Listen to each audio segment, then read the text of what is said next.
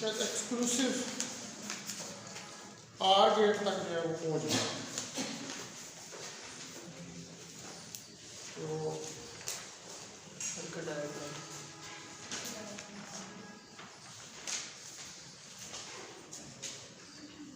उसकी circuit diagram भी होगी थी। सर नॉट गेट अब और exclusive not gate.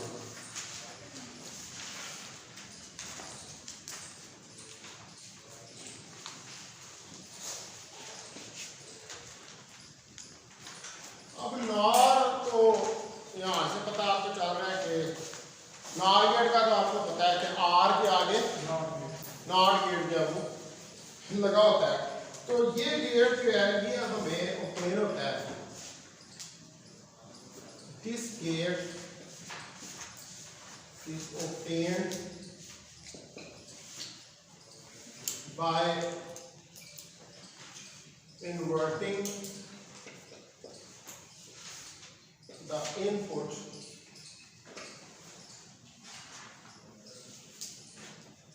in the output of OR gate. It is called exclusive NOR gate.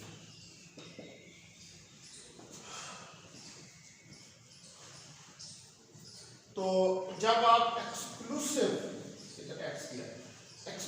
Are get की output को इन्वर्ट करते हैं, यानी कि जो एक्सक्लूसिव आर गेट की लॉजिक इक्वेशन होगी उसके ऊपर अगर आप बार लगा दें तो बार का मतलब है कि आपने एक्सक्लूसिव आर गेट के आगे एक नॉट गेट जो है वो लगा दिया। तो अगर आप उसकी आउटपुट को इन्वर्ट कर दें तो हमारे पास एक्सक्लूसिव आर की जगह एक्सक्लूसिव नॉर गेट जो है वो आ जाता है। ठीक है, तो जो नॉर गेट है the exclusive NOR gate is also formed by the combination of other gates।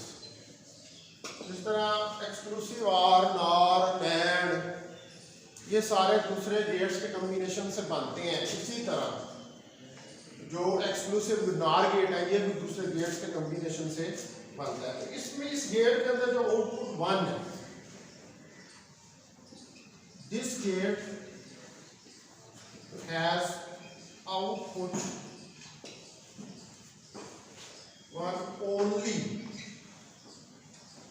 Either when both inputs are 0 or 1। ठीक है, तो इसके पास 1 कब आएगी? जब इनपुट्स दोनों जो है वो 0 या 1 के बराबर हो। ठीक है, फिर आपके पास 1 के बराबर आएगा। It means that the operation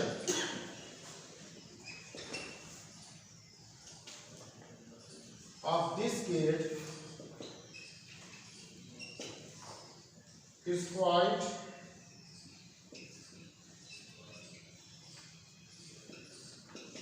inverse of exclusive OR gate।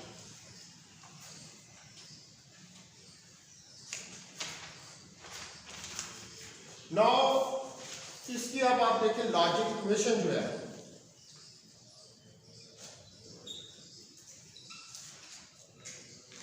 तो क्या है, एक्सक्लूसिव आर की पहले इक्वेशन आप लिखेंगे और उसके ऊपर बार लगा देंगे, X A B plus A B bar और इस पूरे का बार।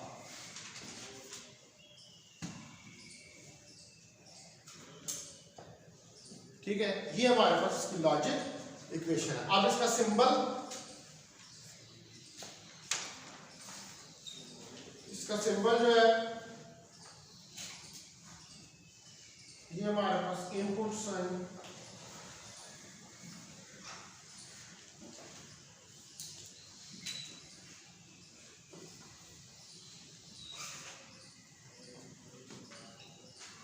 ये हमारे पास x आउटपुट a और b। तो जो इसका बाइनरी ऑपरेशन है,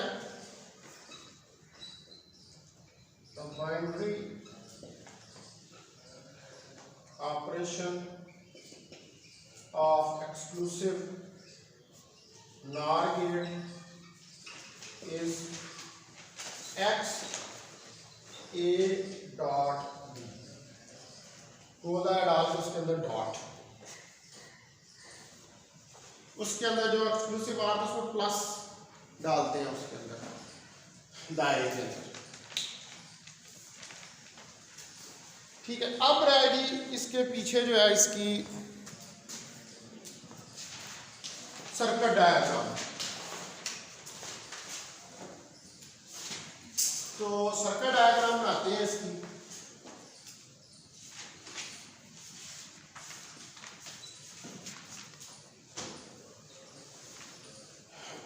सर्किट डायग्राम में ये बता इसको ये लिख ली।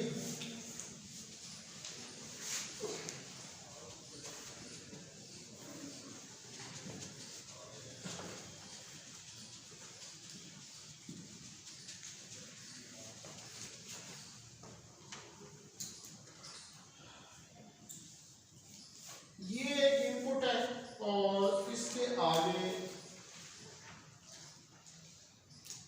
ये गेट लगा हुआ है। ठीक है, ए इनपुट। इसी तरह यहां पर ये बी इनपुट है और इसके आगे गेट लगा हुआ है। ठीक है, ये भी यहां से थोड़ा सा बड़ा काम है।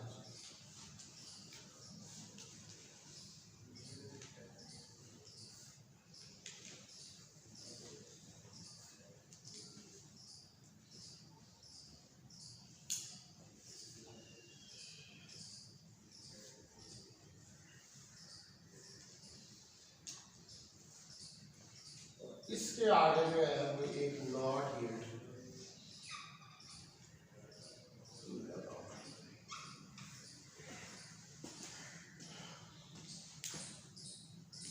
अच्छा, अब यहां पर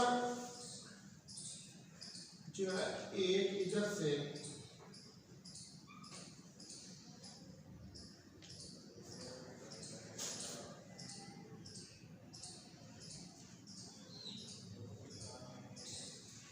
ये इन्वर्टर लगा हुआ है। ठीक है, जो इस बी इनपुट के साथ लगा हुआ है, तो ये यहां से देगा बी प्राइम। उसके बाद एक इन्वर्टर जो है इधर ए के साथ भी लगा हुआ है।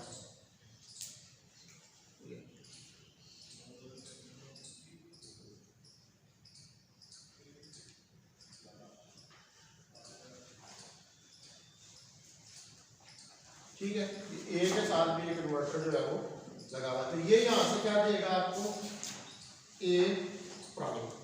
तो इसका मतलब है कि इधर जो हमारे पास आएगी ये ए बी प्राइम आएगी और इधर हमारे पास बी ए प्राइम आएगी। तो इधर से गुजरने के बाद यहाँ पर A B prime plus B A prime और इधर से आके आउटपुट के ऊपर आपके पास A B prime plus B A prime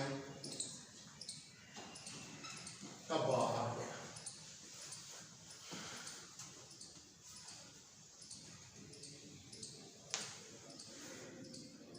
ठीक है जी, तो ये हमारे पास जो है ये इसकी सर्किट डायग्राम है। अब पीछे रह गया इसका ट्रुथ टेबल। ठीक है, अब वो बना के हम देख लेते हैं।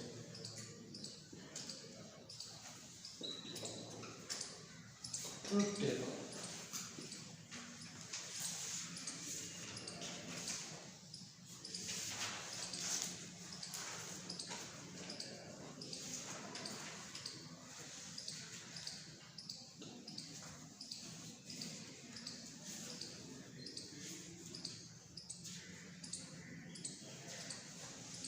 अब आप पहले नंबर पर देखें कि अगर ए भी 0 है और बी भी 0 है, 0 0, X A B prime plus B A prime का बार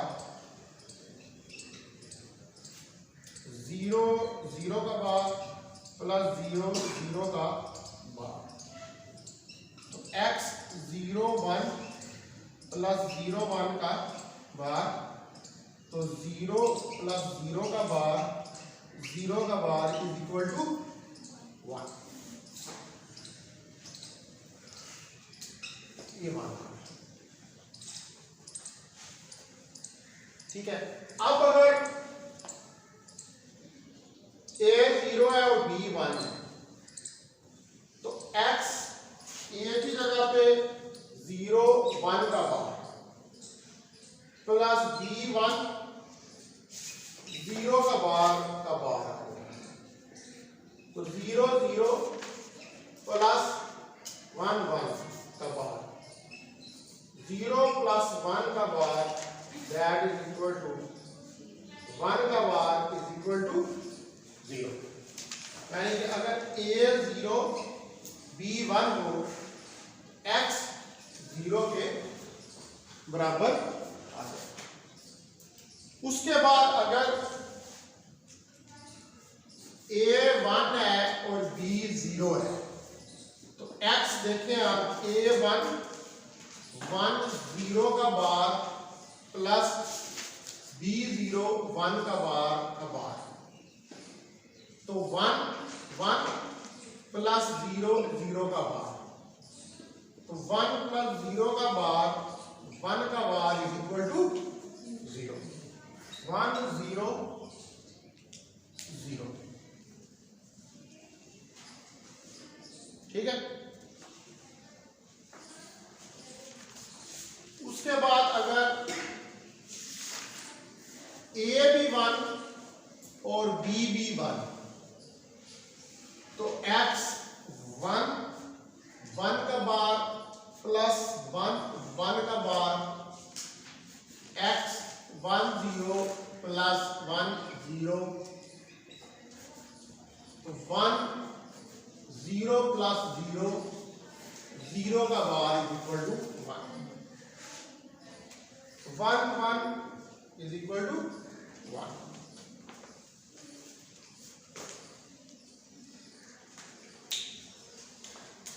ठीक है, ये हमारे पास जो है ये इसका ट्रुथ टेबल आ जाएगा exclusive not gate.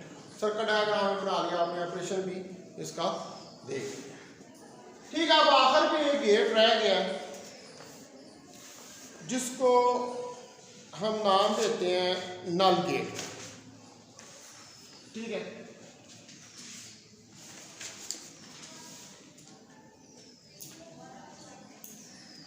Null gate.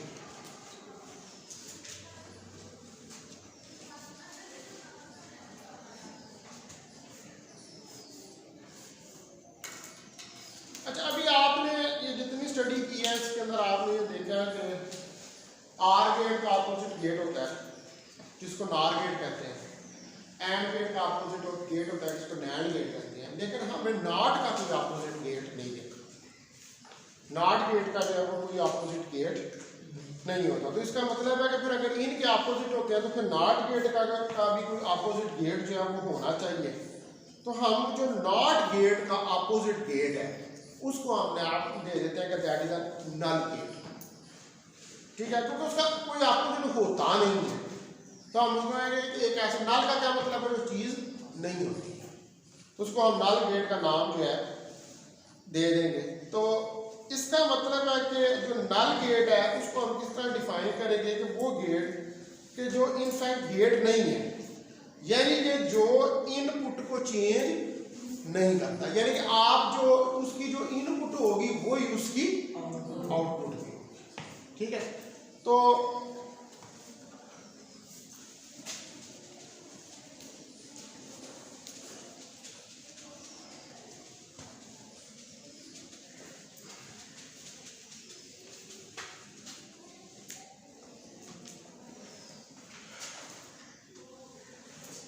from all above study, it is clear that both R and AND gate has their opposite gates, which are known as NOR and NAND gate. But there is no opposite gate of NOT gate.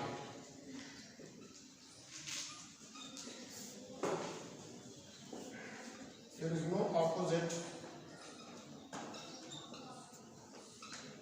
gate of NOT gate.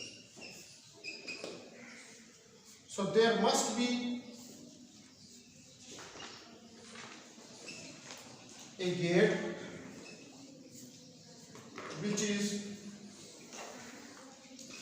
opposite to NOT gate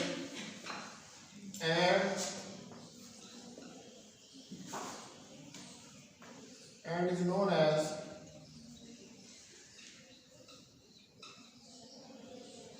null gate. ठीक है, तो null gate क्या है?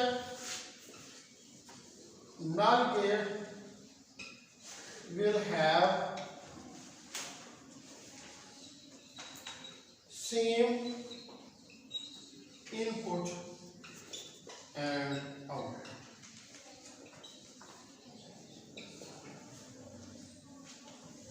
It means that null gate not change the input.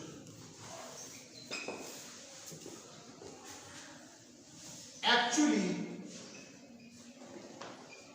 it is not a gate.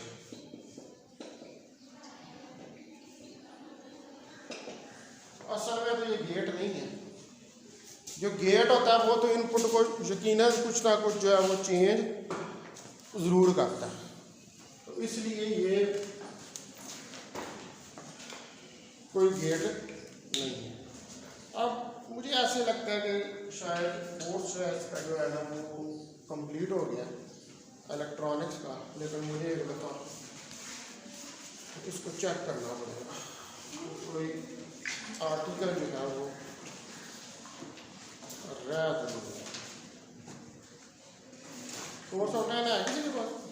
ये देखो हाँ मुझे course out मुझे ओल्ड है, ओल्ड ये हमारी ओल्ड ही चल रही है, ये चल रही है हमारी नई चल रही है।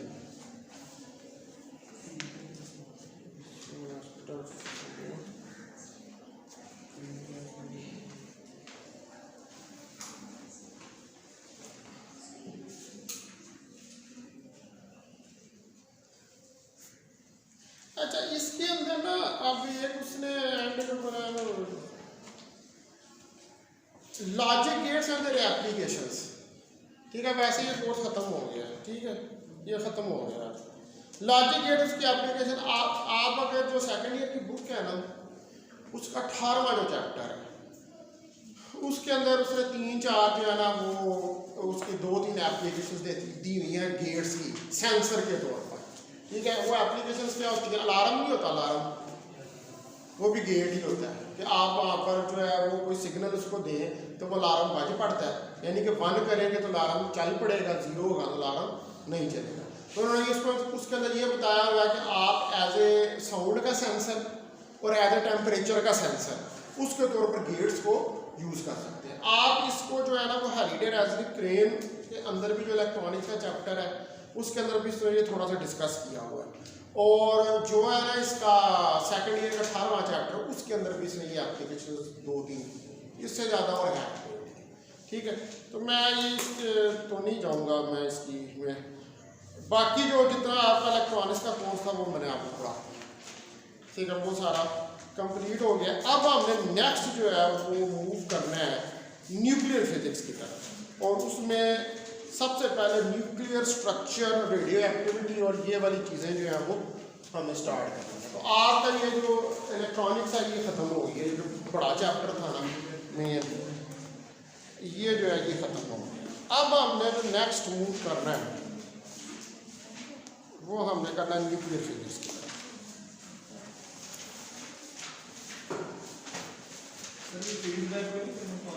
नहीं वो नहीं, वो पास करके देखा था उसमें डेफिनेशन था ही है कि उसकी फीडबैक की, लेकिन कोर्स के अंदर तो नहीं है वो। फिर पास पेपर वो फिर उसको किसी ने पागल को तो मैं बना दिया होगा, लेकिन ये है कि वो फिर है नहीं है कोर्स के अंदर ना। कोर्स ऑनलाइन देखो उसमें फीडबैक का जिक्र है, उसने आज यहाँ पर ख़त्म कर दिया है लॉजिक गेट्स और उसकी एप्लीकेशन। वो हो सकता है कि मे भी वो किस सन का कोर्स था वो सर 2017 का। हाँ 2017 ओल्ड है, वो उसने कहीं बना दिया होगा गलती से, तो शॉर्ट क्वेश्चंस के अंदर उसने फीडबैक का दे दिया होगा। फीडबैक क्या होती है? कुछ भी नहीं है, सिंपल सी है फीडबैक। आपने सिग्नल दिया है, उस सिग्नल का जो इनपुट दिया वो आउटपुट पे जाएगा, आउटपुट में जाकर उसको रिवर्स करके इनपुट में ऐड कर, तो दिस इज फीडबैक।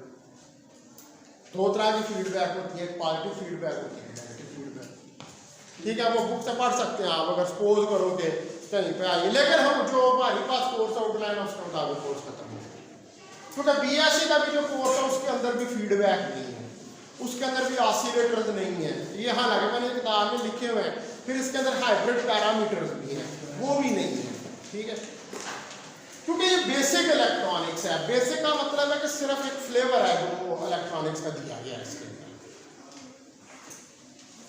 अच्छा, अब आ जाओ न्यूक्लियर फिजिक्स। वो वाला जो पेपर है ना और मेरे से शेयर करना जब डेटा ऑन हो जाएगा, या अगर किसी ऐसी जगह पर तुम हो जहाँ पर QTCL के इंटरनेट जाओ, ठीक है। अच्छा, न्यूक्लियर फिजिक्स, अब इसका ये पार्ट 2 है। एक्चुअली ये पता नहीं जिसने कोर्स डिज़ाइन किया ना, ये है वैसे गलत कोर्स डिज़ाइन हुआ। जो इलेक्ट्रॉनिक्स का उसका न्यूक्लियर फिजिक्स के साथ कोई ताल्लुक नहीं, इसका नाम उन्होंने इलेक्ट्रॉनिक्स एंड न्यूक्लियर फिजिक्स रखा हुआ, ठीक है। न्यूक्लियर फिजिक्स का ताल्लुक जो है वो मॉडर्न फिजिक्स के साथ, मतलब इससे पिछला जो कोर्स आपने पढ़ा था ना मॉडर्न फिजिक्स का, उसके अंदर जो है उसको न्यूक्लियर फिजिक्स होना चाहिए, ठीक है, क्योंकि सारी न्यूक्लियर फिजिक्स जो है वो एक्चुअली मॉडर्न फिजिक्स ही है। अब न्यूक्लियर फिजिक्स जो है इसमें देखिए, आपने जो मॉडर्न फिजिक्स का लास्ट चैप्टर पढ़ा था वो था एटॉमिक स्ट्रक्चर्स का, यानी कि वहां पर आपने एटम का स्ट्रक्चर जो है उसको स्टडी किया था, और उसमें बोहर का जो एटॉमिक मॉडल, ठीक है जी, वो बोहर का एटॉमिक मॉडल हमने स्टडी किया था। फिर उससे हमने निकाला था एटम के अंदर जो इलेक्ट्रॉन की एनर्जी स्टेट्स होती हैं, इलेक्ट्रॉन का रेडियस होता है, सारा उसकी वेलोसिटी जो होती है, सारा पूरा एटम जो है उसके अंदर इलेक्ट्रॉन की जो मोशन है उसको सॉल्व किया, फिर मोजले लॉ, ठीक है, उसको देखा कि किस तरह पीरियोडिक टेबल के अंदर एलिमेंट्स जो उनकी अरेंजमेंट होती है वो मोजले लॉ की मदद से की जाती है। अब एटम से नीचे जब आप एटम के स्ट्रक्चर के अंदर जाते हैं तो वहां पर एटम में देखिए, एटम तो ये है कि ये इलेक्ट्रॉन घूम रहा है और ये इसके अंदर न्यूक्लियस है। इससे पिछले चैप्टर के अंदर आप पास इस इलेक्ट्रॉन के घूमने तक है, आपने ये स्टडी किया कि हमने वहां पर ये सिर्फ कहा कि ये इलेक्ट्रॉन न्यूक्लियस के इर्द गिर्द घूम रहा है, न्यूक्लियस जो है उसकी बात नहीं की गई। हालांकि न्यूक्लियस जो है वो एक मेन पार्ट है। तो अब यहां पर न्यूक्लियर फिजिक्स के अंदर जो है वो हम क्या करेंगे कि न्यूक्लियस का जो स्ट्रक्चर है और न्यूक्लियस की जो प्रॉपर्टीज है, ठीक है, न्यूक्लियस का स्ट्रक्चर और न्यूक्लियस की प्रॉपर्टीज हम उनको स्टडी करेंगे। पहले तो अच्छी तरह से समझेंगे कि न्यूक्लियर का स्ट्रक्चर क्या होता है और फिर न्यूक्लियर के रिलेटेड प्रॉपर्टीज हैं हम उनको स्टडी करेंगे। तो सबसे पहले स्ट्रक्चर का जो न्यूक्लियस का इसके अंदर चैप्टर में आता जाएगा, सिंपल सा है कि न्यूक्लियस के अंदर दो पार्टिकल्स होते हैं। न्यूक्लियस के बाहर इलेक्ट्रॉन होता है जिसके ऊपर नेगेटिव चार्ज होता है। न्यूक्लियस के अंदर दो पार्टिकल्स होते हैं जिनको आप न्यूट्रॉन और प्रोटॉन कहते हैं। प्रोटॉन के ऊपर पॉजिटिव चार्ज होता है और न्यूट्रॉन के न्यूट्रल, ठीक है। तो ये न्यूक्लियस के अंदर जो है ये मूव कर रहे होते हैं ये पार्टिकल्स, यानी कि न्यूक्लियस जो कंपोज हुआ होता है, न्यूक्लियस जो बना होता है वो इन पार्टिकल्स से मिलकर बना होता है। तो पहले नंबर पे हमने जो है वो देखना है कि ये जो न्यूट्रॉन और प्रोटॉन है जो न्यूक्लियस के अंदर है, क्योंकि हम न्यूक्लियस के स्ट्रक्चर की बात कर रहे हैं, न्यूक्लियस के अंदर चले गए हैं, न्यूक्लियस के अंदर जो पार्टिकल्स हैं वो किस तरह बिहेव कर रहे हैं उनको हमने यहां पर स्टडी किया। तो न्यूक्लियर प्रॉपर्टीज देखते हैं सबसे पहले।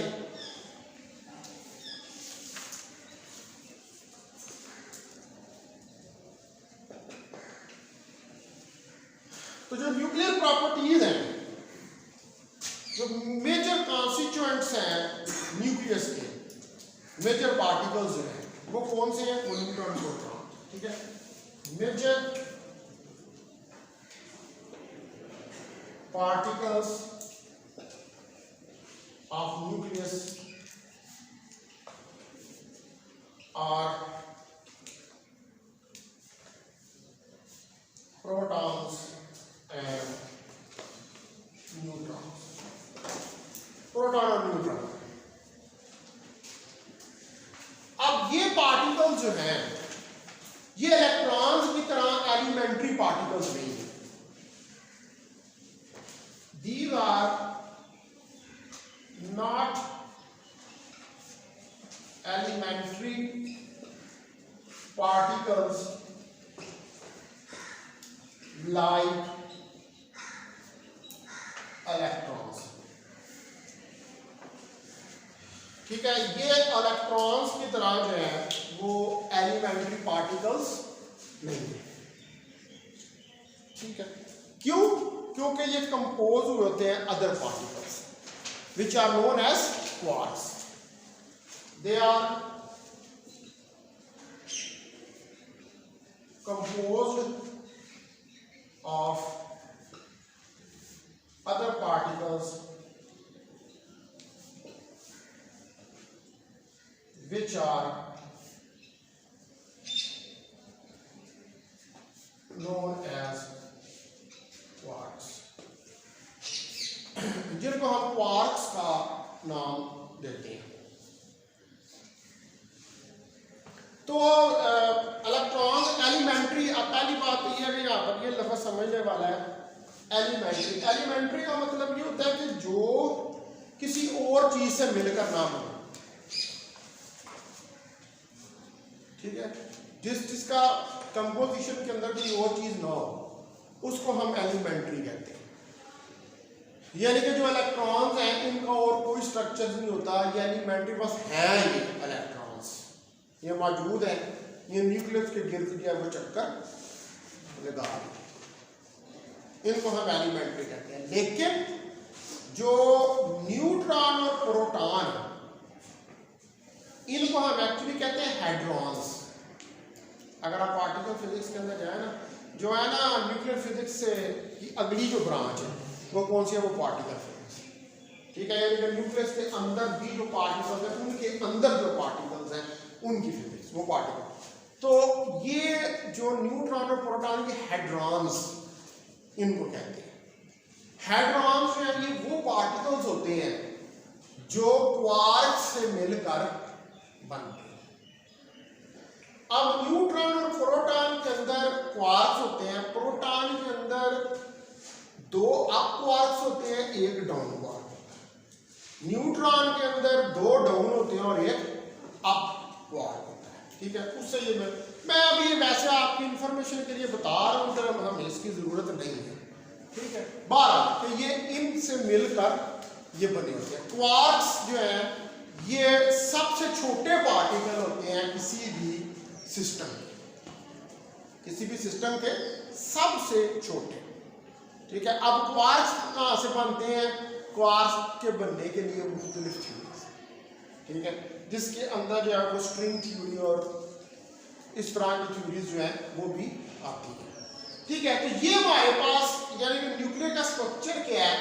न्यूक्लियस के अंदर इलेक्ट्रॉन है जो रिवॉल्व कर रहा है न्यूक्लियस के अराउंड, जो कि एलिमेंट्री पार्टिकल है, और उसके अंदर न्यूक्लियस के अंदर न्यूट्रॉन और प्रोटॉन हैं जो कि एलिमेंट्री पार्टिकल्स नहीं है, वो कंपोज हुए हैं वो न्यूट्रॉन और प्रोटॉन से और क्वार्क से मिलकर जो है वो बने हुए हैं। अब इसके अंदर आगे, अब टाइम क्योंकि ओवर हो रहा है, इसके अंदर आगे फिर आगे टर्म्स आएंगी, मतलब उसमें न्यूक्लियॉन्स है, एटॉमिक नंबर है, मास नंबर है, ये सारी न्यूक्लियस और उससे रिलेटेड चीजें, इन सब को हमने अब स्टडी करना। ये रादर वेरी इजी है एज कम्पेयर टू इलेक्ट्रॉनिक्स, ठीक है।